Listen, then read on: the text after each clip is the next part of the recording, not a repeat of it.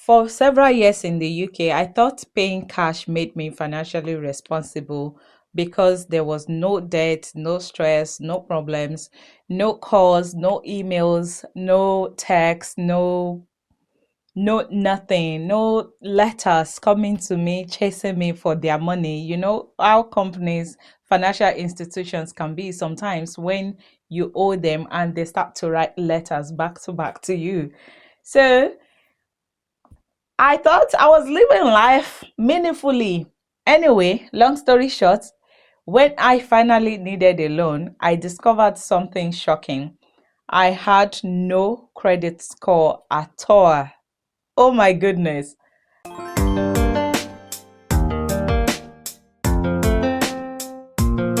Hello guys, welcome back to my YouTube channel. My name is Yetunde. In case you're new here, in this video I'm going to be talking about how paying cash stops me from having credit score in the UK and how I was able to correct my mistakes.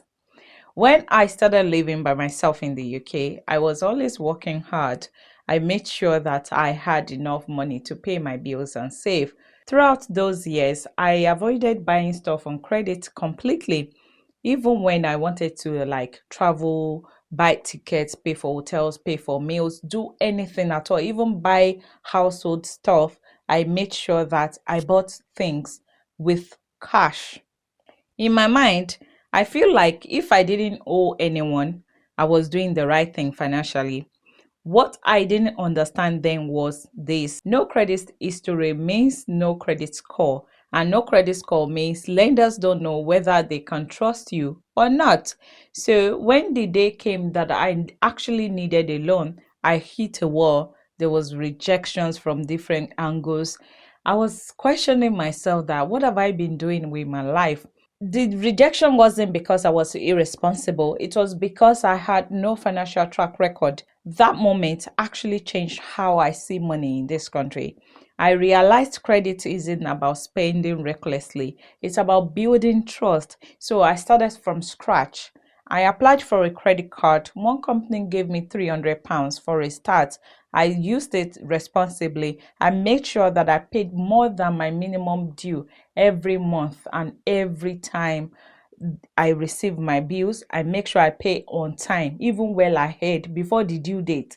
Let's say due date is on the 9th of February. I will be paying like first or second of February just to get it out of the way, because it is easy to actually forget to pay your bill, to forget to pay your credit card, and before you know it, they are charging you late payments, and all of these things are going to be reported to Experian or TransUnion, and it's going to be going on your file if you don't pay on time, and this is going to taint your credit score. It's going to reduce your credit score and make you look like irresponsible borrower. After collecting that £300 credit card, I stayed disciplined. Like I said, slowly my credit score started to improve. Then opportunities started appearing. First, it was eligibility checks, then pre approved offers, then letters, emails, and calls offering loans and credit cards almost daily. Right now, they are chasing me to come and collect big loans and credit cards. That's by the way. Here is the funny part. The same system that once ignored me is now chasing me to come and collect loans and credit cards. But the thing is that I'm actually not rushing. I'm not rushing in, because building credit is one thing and managing it wisely is another thing. Just because you qualify doesn't mean you should accept it. And let me tell you something: if you're going to be accepting credit cards, you need to use it wisely. When that company calls you to come and take a credit card, take it. Take those credit card. Trust me, take them and keep them, because the day you're going to need them will come. Just so you know, credit isn't about debt, it's about reputation. It's proof that you can borrow responsibly and pay consistently. So don't wait until you desperately need a loan to think about your credit history. Build it slowly, build it wisely, and stay in control. And let me tell you a secret: when you make the minimum payment due every month. It goes on your record every month as well. Banks take your credit information, they take it to Experian, TransUnion, Equifax, and they report this every month. So if you miss your minimum payment, that is a late payment. That can have a negative impact on your record. Make sure that even if you don't have more than your minimum payment every month, make sure you make the minimum payment. But as àlàyé that I am, I don't like gbese. I would make more than minimum payment. If my minimum payment is £20 and my balance on my last statement is £200, I make sure to pay at least the £200 back. Pay back your balance on last statement to avoid getting too much interest charge on your account. That we will talk about it later.